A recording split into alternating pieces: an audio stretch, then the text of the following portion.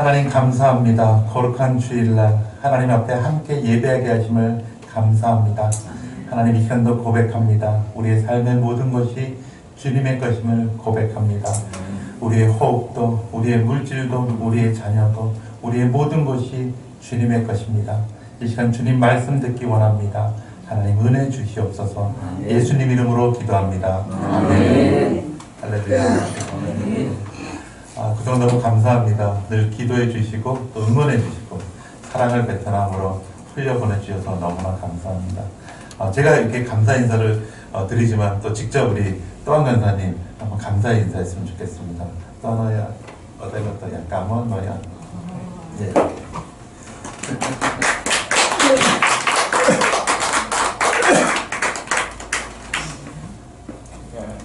Xin chào Hội Thánh. Lần đầu tiên xin gửi lời cảm ơn Hội Thánh đã có thời gian và ghé thăm Việt Nam và đã nhớ đến Việt Nam trong sự cầu nguyện cũng như yêu thương đến nước Việt Nam. Xin Hội Thánh tiếp tục nhớ đến đất nước Việt Nam, cầu nguyện và luôn luôn yêu thương đến nước Việt Nam. Xin gửi lời cảm ơn. 사랑하는 불법교회와 또 성도 여러분 너무나 감사합니다. 베트남을 지난번에 방문해 주셨고 또 오늘 저희가 방문할 수 있어서 너무나 감사합니다. 베트남을 위해서 사랑을 보내주시고 또 기도해 주셔서 너무 감사드리고 앞으로도 베트남 사랑해 주시고 기도해 주시기 바랍니다. 정말 감사합니다. 사랑합니다. 제가 우리 박정호 목사님만 뵈면은 좀 열등감이 있습니다. 19년 정도 된 것 같아요. 처음 뵌 지가. 신학교 다닐 때 배웠는데 신학교에 이렇게 휠체어를 타고 이렇게 공부하시는 전사님이 계셨어요.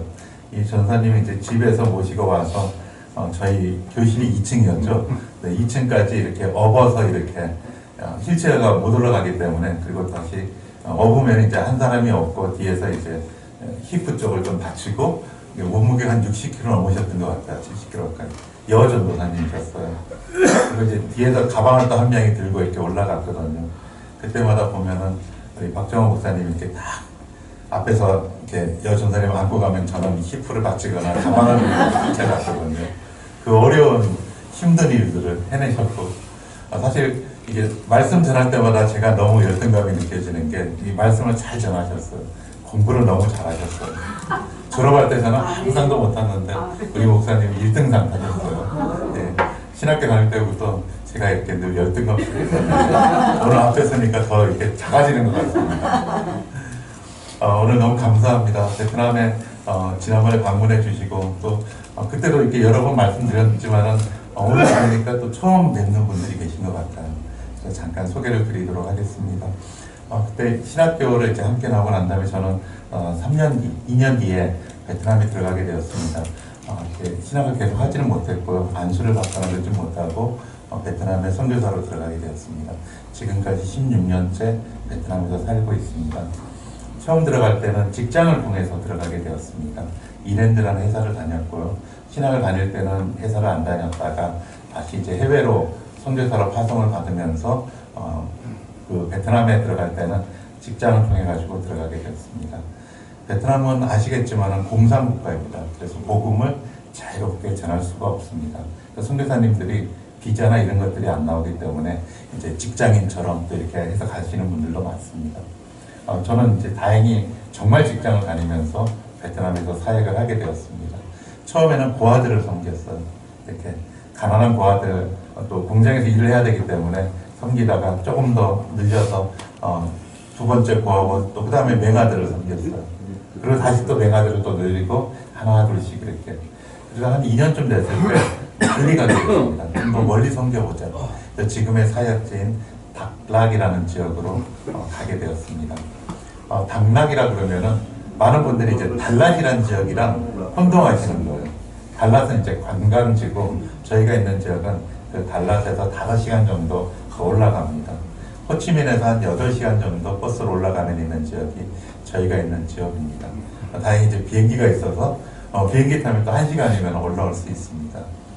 그 지역은 좀 독특한 지역입니다. 소수민족들이 많이 삽니다.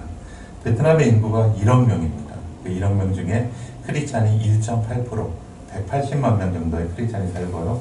민족이 54개 민족이 있습니다. 그 중에 이제 53개 민족이 소수민족인데 한 40개 소수민족이 그 당락성에 살고 있습니다. 당락이란 뜻은 좀 생소한데 한자로 풀이하면 굉장히 쉽습니다. 앞에 닭이 마늘 닭자예요. 근데 이제 베트남 발음은 닭이라고 발음을 하고요. 그 다음에 뒤에 락자는 즐거울 락자입니다. 저희는 이거를 성경적으로 해석을 해서 즐거움이 많다. 그러니까 큰 기쁨이 있다. 큰 기쁨의 지역이다. 이렇게 얘기하고 있습니다. 이 지역이 이름은 큰 기쁨인데 굉장히 마음에 상처가 많은 지역입니다. 베트남은 아시겠지만 이제 월남 전쟁이 있었지 않습니까? 저희가 또 빚이 있는 나라입니다. 이 베트남에 기독교 인구가 많지 않고 또 공산주의다 보니까 이제 공산당이나 여기서는 좋아하지는 않아요. 그래서 이제 박해를 하고 있고요. 또 소수민족이다 보니까 이제 또 박해를 받고 있고. 근데 대부분 이제 이 두 가지 있는데 저희가 있는 지역은 추가로 한 가지 박해가 또 있는 지역입니다. 100여 년 전에 이제 복음이 들어왔고요. 1930년경에 이제 그쪽 지역에 저희가 있는 지역이 산악인데요. 한 700m 정도 되는 고원지대입니다. 그 지역에 선교사들이 들어오게 됐어요. 그래서 들어와 보니까 원주민들이 사는 겁니다. 어떤 원주민은 이렇게 바지 같은 것도 없고 치마처럼 남자분들이 입고 있고 이 원주민들에게 복음을 전했는데 너무 잘 전해지는 거예요. 그래서 무려 30만 명의 사람이 복음을 받아들이게 됩니다. 그래서 1930년, 40년, 50년 이렇게 몇십 년 동안 받아들이게 된 겁니다. 근데 잘 아시겠지만 월남전쟁이 일어납니다. 월남전쟁에 미군이 이제 밀리게 되니까 저희가 있는 지역에 와가지고 도움을 요청한 겁니다. 우리를 도와주게 되면은 여러분들에게 자치권을 드리겠습니다. 그래서 이분들이 이 소수민족들이 자체 이제 나중에 독립을 할 수 있겠구나는 기대감을 갖고 자신들의 깃발을 만들고 4만 명의 젊은이들이 미군에 참전을 하게 됩니다. 안타깝게도 1975년 3월 10일 날 저희가 있는 지역이 함락이 됩니다. 함락이 되고 계속 이제 그 북군이 이제 북베트남군이 내려와가지고 호치민까지 4월 30일 날 함락이 되게 됩니다. 전쟁이 끝났으니까 이제 어떻게 하겠어요? 적군을 도왔으니까 이 사람들 다 찾기 시작하는 겁니다. 이분들이 도망을 가기 시작합니다. 옆에 있는 캄보디아로 도망을 가고 또 캄보디아가 베트남의 위성 국가가 되면서 지금은 태국까지 가서 태국에 살고 있습니다. 또 많은 이분들이 이제 친척들은 박해를 받고 땅과 집도 뺏기고 다 뺏기게 된 겁니다. 그리고 난 다음에 또 계속 박해가 이어지는 겁니다. 저는 사실 이 당락이 어떤 지역인지 모르고 들어갔어요. 15년 전에 이제 들어가 보니까 한국 사람이 아무도 없고 또 외국인도 없고 선교사도 아무도 없는 지역인 겁니다. 왜 이 지역에는 선교사가 없을까? 또 이 지역에는 외국인이 없을까? 가는 곳마다 처음 그 마을에 들어간 외국인, 처음 그 마을에 본 한국인이었습니다. 시장을 가도 저를 보고 다들 신기해하고 그 지역 사람들이 이제 참지를 못하고 이렇게 또 기독교인들이 박해를 계속 받으면서 2년 전에 미군들이 줬던 총기를 꺼내서 이제 좀 이렇게 했겠죠. 그거를 숨겨놨던 거를 꺼내서 베트남 공안 경찰이죠. 그리고 인민위원회를 공격을 했습니다. 저희 다녀갔었던 그 지역입니다. 그래서 4명이 죽게 되고 90여 명의 사람들이 캄보디아로 도망가다가 잡혀서 지금도 재판을 받고 있습니다. 이렇게 어렵고 힘든 지역, 아직도 월남전에 상처가 남아서 그 상흔이 남아있는 지역, 그 지역이 저희가 섬기는 당락이라는 지역입니다. 한국 뉴스에도 나왔어요. 그래서 뭐 네이버에 치면은 닭락하고 총기 이렇게 치면 이제 그런 뉴스들이 뜨고 있습니다. 하지만 하나님이 그 지역에 왜 우리를 부르셨을지 나중에 알게 됐어요. 오늘 주보를 보다 깜짝 놀랐어요. 이 주보에 보니까 제가 2022년에 적었던 글을 목사님께서 어떻게 찾으셨는지 적어놓으신데 그 첫 번째입니다. 돌아가 어려운 가운데 있는 베트남 백성을 위로하라. 그 사람들을 위로하라는 거였습니다. 많은 분들이 이제 선교가 어떤 특별한 이벤트나 그런 거라고 생각하는데 반드시 그렇지는 않아요. 함께 살아가면서 그곳에 있는 사람들의 마음을 위로하는 겁니다. 말씀으로, 사랑으로 섬기는 겁니다. 매일매일 함께 살아가면서. 오늘 본문 말씀도 잠깐 볼까요?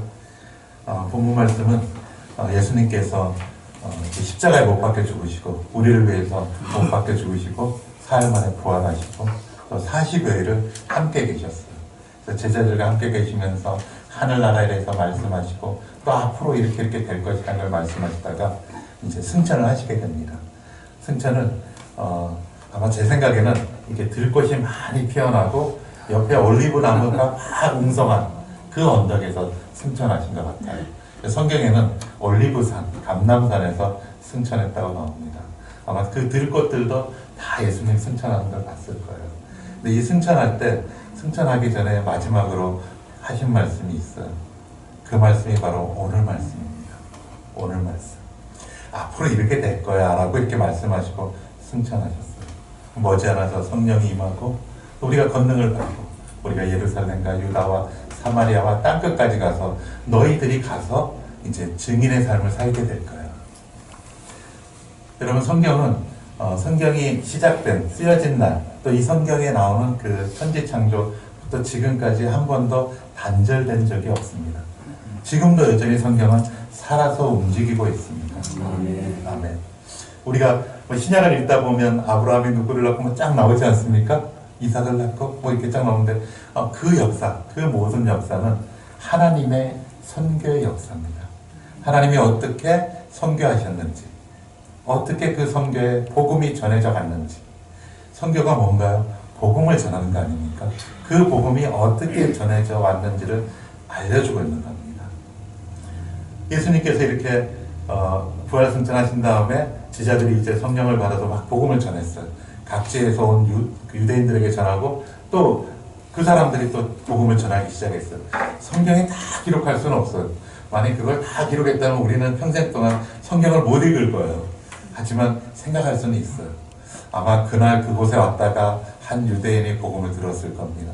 집에 가서 자녀들에게 그 복음을 전했을 거고 또 그 자녀들이 친구에게 복음을 전하고 또 그 친구는 또 그 친구의 부모에게 복음을 전하고 이렇게 내려옵니다.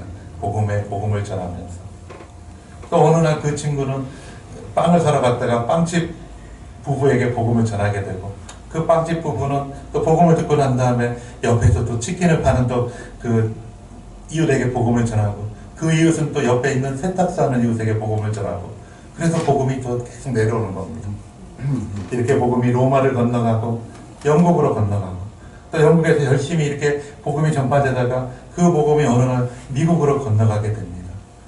미국에서 열심히 막 공부를 하는 한 청년이 그 복음을 듣고 너무나 감동을 받고 대학생인데 어떻게 하면 복음을 전할까 하고 한 모임에 갔는데 그 모임에서 조선이라는 나라를 알게 됩니다.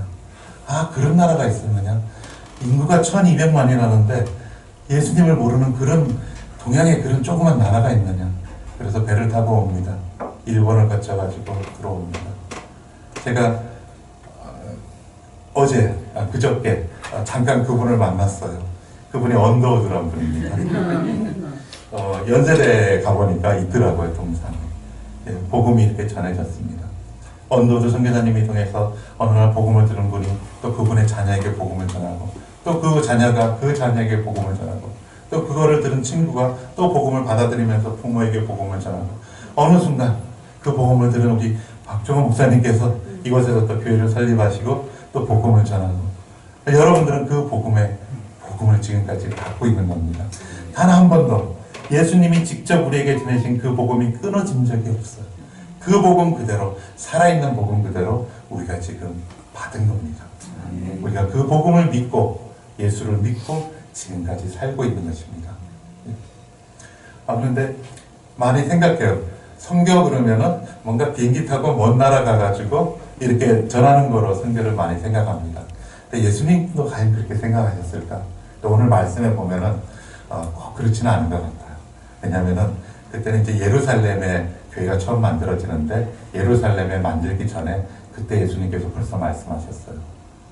너희가 권능을 받고 예루살렘과 그 다음에 유다와 그리고 사마리아와 땅끝.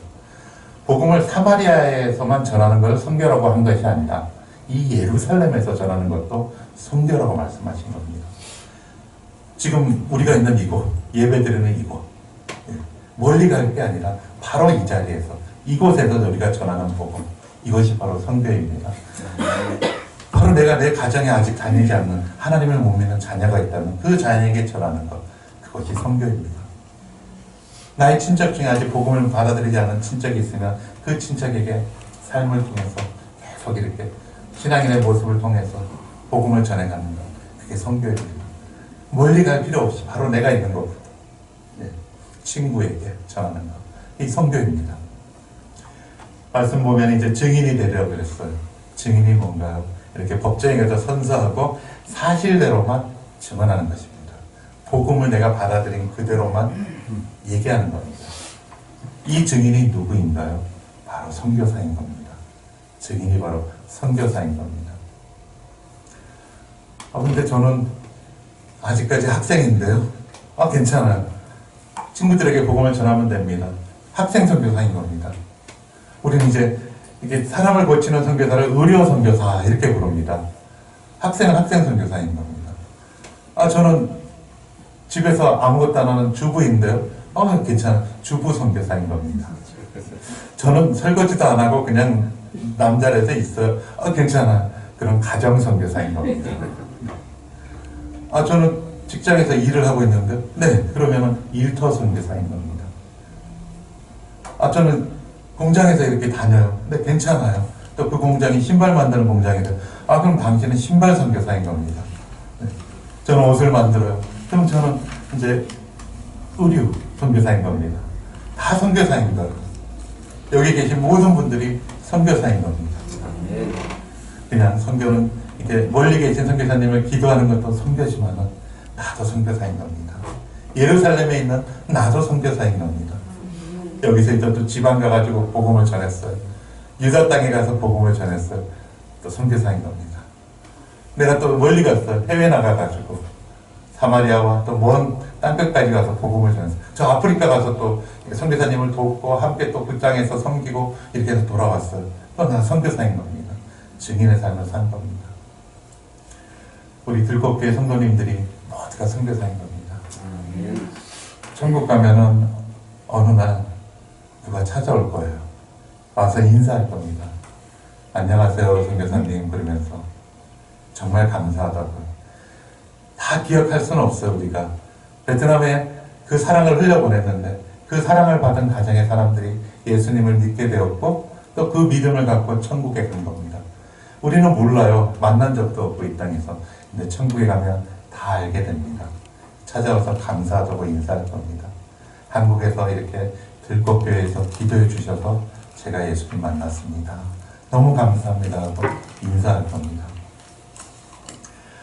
베트남에 갔는데 이제 베트남은 직접 이렇게 성경을 들고 복음을 전할 수가 없어요. 여기는. 제가 있는 지역은 아까 말씀드린 대로 삼중 박해 지역입니다. 그래서 뭘 할 수 있을까? 처음엔 장학금을 나눴어요. 근데 장학금은 참 이게 애매해요. 이걸 받은 학생이 정말 학교 학비에 썼는지 아니면 아빠가 이걸 갖고 가서 술 한잔 했는지 아니면 뭐 고기를 사 먹었는지 빚을 갚았는지 알 수가 없는 거예요. 그래서 이제 하다가 중간에 중단을 했어요. 중단하고 오늘 찬양을 했는데 거기 흐엉 목사님이라고 계신데 목사님과 함께 비가 오는 날 커피밭을 이렇게 돌면서 찬양을 했습니다. 주와 같이 가는 길. 이렇게 오늘 불렀던 찬양. 근데 갑자기 암소 한 마리가 딱 보이는 거예요. 그래서 그때 하나님이 주신 마음이 가정에 암소를 나누라는 거구나. 그때는 이제 암소를 나눴어요. 장학금을 주면 그냥 아무것도 없는데 암소를 나누니까 이제 키워야 되잖아요. 여물도 만들어야 돼. 데리고 나서 풀도 뜯어 먹여야 돼. 자기 노력이 들어가는 거예요. 암소를 열심히 키우는데 조건이 있어요. 암소가 새끼를 낳을 때 암송아지를 낳게 되면은 그거를 또 다른 가난한 가정에 한 마리는 반드시 흘려보내줘야 되는 거예요. 그래서 이제 암소가 흘러가는 거예요. 새끼를 낳으면. 이게 하나 둘씩 하나 둘씩. 또 이제 소수민족 마을은 암소보다는 염소가 좋다는 거예요. 근데 염소를 또 저희가 이렇게 흘려보냈어요. 염소는 그때 한번 말씀드렸죠? 1년에 몇 번 수태한다고요? 예, 2번입니다. 목사님 기억하시네요. 자, 한 번에 이렇게 수태하면 몇 마리까지 낳는다고요? 네, 3마리까지. 다 하시네요. 뭐 더 할 필요 없겠는데, 다 하시네요. 네네. 이제 수학적으로, 산수로 얘기하면은 2번, 3마리 놓으니까 1년에 몇 마리까지 놓는다고요? 안에 6마리까지 이렇게 넣습니다. 더 많이 넣기도 해요. 작게 넣기도 하고. 그래서 용서를 나눠주기 시작했어요. 그래서 어느 날은 교회 가니까 목사님이 간증을 하고 싶다는 거예요. 그래서 간증해 보세요. 그랬더니 그 교회에서 이렇게 좀 밑으로 내려가면은 가난한 가정이 있는데 아내가 주일날 되면 남편이 일을 나가면 이제 그때 몰래 교회 와서 예배를 드리고 가는 거예요. 교회를 안 나오는 거죠. 아내밖에. 그 가정에 이제 그 염소 한 마리를 이렇게 흘려보낸 겁니다. 흘려보냈더니 저녁에 남편이 일을 하고 돌아왔는데 염소가 묶여 있는 거예요. 이 귀한 염소가 있는 거예요. 보더니 이제 놀래가지고 물어보니까 아내가 솔직하게 얘기한 겁니다. 저 위에 이제 교회가 있는데 교회에서 우리 집에다 이거를 준 거라. 그래서 남편이 감동을 받은 거예요. 그 주부터 그 가족들, 아이들까지 다 데리고 교회에 나온다는 겁니다. 교회들이 막 부흥하기 시작하는 거예요. 교회들이 염소가 흘러가면서 또 교회들이 교회도 계속 나오고 또 교회들이 이렇게 하나 둘씩 늘어나기 시작하는 겁니다. 그래서 지난번에 이제 선교제 오셨을 때 몇 개 교회를 또 저희가 돌아봤죠. 또 어떤 교회는 그래요. 한국과는 조금 달라요, 모양이. 그렇게 예배당이 한 마을을 중심으로 교회가 있어요. 그 마을은 독립된 마을식으로 그 주민들만 이렇게 400명, 500명, 좀 큰 마을은 3,000명 이렇게 살고 있어요. 한국은 이렇게 막 다 섞여 살잖아요. 근데 거기는 이제 그 소수민족끼리 에대족은 에대족, 흠옹족은 흠옹족, 문홍족은 문홍족 이렇게 모여 살고 있어요. 그러니까 열심히 염소 나누고 복음을 전하면은 그 마을에 복음을 다 전할 수 있겠죠. 네, 그래서 복음이 100% 전해지는 거예요. 100% 전해진 마을들이 그때 오셨을 때도 한 교회는 이제 100%다 복음이 된 마을들이 이렇게 마을들이 복음화되는 거예요. 근데 복음이 이렇게 마을에 400명 마을에 복음이 다 전해지고 또 440명 마을에 복음이 다 전해지고 복음이 다 전해지면은 이제 저는 할 일이 없는 거죠. 이제 한국으로 돌아와야 되는 거죠. 복음이 다 전해졌으니까요. 그래서 제가 기도했어요. 하나님, 이제 이렇게 복음화율이 많이 높아졌는데 어떻게 하면 좋겠습니까? 라고. 물론 교회는 많아요. 선교교회는. 소수민족들은 복음화가 이렇게 많이 됐는데 베트남 사람들, 이 54개 민족 중에 이 가장 많은 70% 가까이 되는 베트남 사람들은 복음화율이 1%가 안 되는 거예요. 너무 낮은 거예요. 그래서 베트남 사람들이 어디에 많이 살고 있나요? 라고 여쭤보니까 도시에 많이 살고 있답니다. 도시가 이제 부원마토이라는 도시예요. 그 도시에 가서 이제 선교여행을 저희가 5차례 이렇게 했습니다. 계속 도는 거예요. 여리고성을 돌듯이 이렇게 돌면서 저희가 이제 결정을 했어. 이 도시에 우리가 살면서 이 도시에 있는 베트남 사람들에게도 복음을 전했으면 좋겠다. 그래서 저희가 이제 한국 거를 갖고 해야 되잖아요.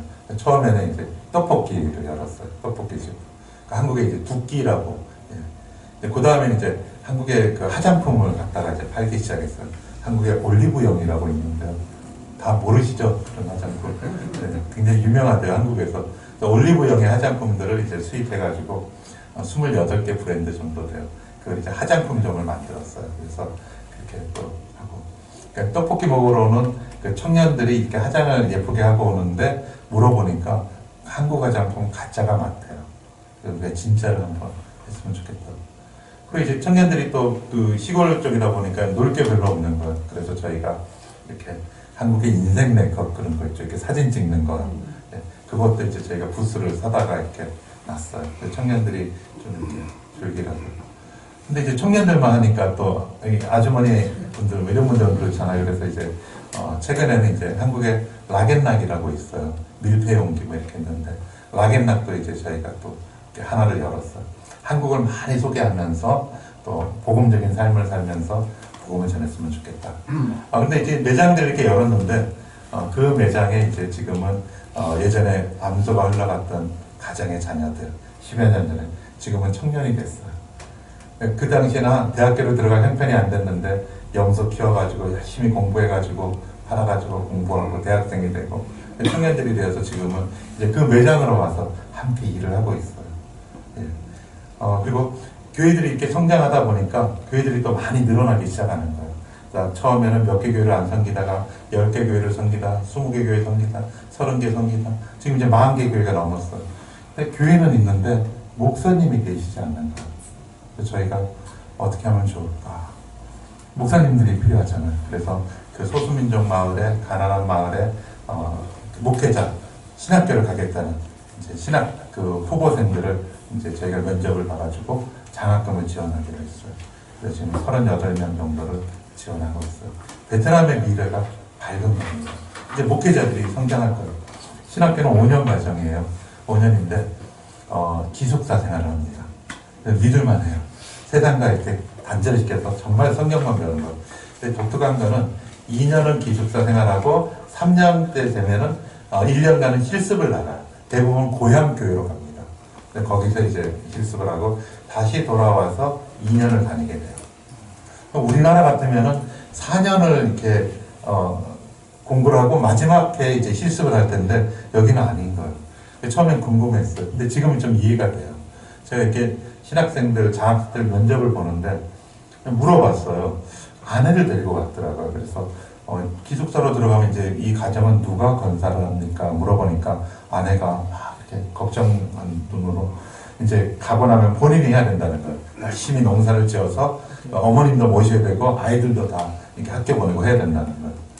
그런데 그 생활을 많이 이제 4년을 하고 실습 뭐 이렇게 된다면은 4년 동안 해야 되는 거거든요. 저 같으면 도망갈 것 같아요. 4년 동안 죽으라고 일해가지고 남편 신학교 학교 보내고 뭐 아이들 해야 되면. 근데 이 나라 신학 제도가 딱 2년 하고 1년은 고향으로 돌아갑니다. 그러니까 이제 2년간 열심히 일하고 1년은 이제 집에 와가지고 열심히 공부하고 3학년 때는 집에 와서 교회 섬기면서 가정도 돌보고 다시 돈도 좀 벌어놓고 그리고 다시 이제 2년을 마무리하는 거예요. 특이한 거는 4학년 때 되면은 결혼한 신학생은 아내가 1년간 신학 공부를 해야 돼요. 들어와서 기숙사에서 별도로 사모 교육이 있어요. 그래서 사모님도 신학을 해야 됩니다. 사모님은 베트남에 계셨으면 지금 신학교 다녀오셨어요. 네, 베트남의 미래는 많습니다. 열심히 지금 후원해 주시고 기도해 주셔서 베트남의 신학생들이 열심히 지금 잘하고 있습니다. 그래서 이제 앞으로 베트남의 큰 열매들을 맺어 나갈 것입니다. 변함없이 베트남은 하나님 안에서, 기도 안에서, 성령 안에서 성장할 겁니다. 비록 공산주의고 복음을 자유롭게 전할 수 없지만 성령의 역사는 막는다고 막아지는 게 아닙니다. 더 많이 전파될 겁니다. 이제 다음에 또 베트남에 오시기 바랍니다. 이제는 도시 선교하는 것도 보고요. 또 농촌 선교도 여전히 하고 있습니다. 처음 농촌 선교할 때 양계장도 보셨나요 그때? 네네, 양계장도 했어요. 양계장도. 근데 지금은 이제 저희가 도시 선교에 집중하다 보니까 농촌 선교 파트는 많이 이렇게 현지 교회 이양을 했습니다. 현지 교회에서 이제 알아서 진행을 하고 있습니다. 복음이 들어가는 곳에 놀라운 하나님의 역사가 일어날 겁니다. 저희의 소원은 단 한 가지입니다.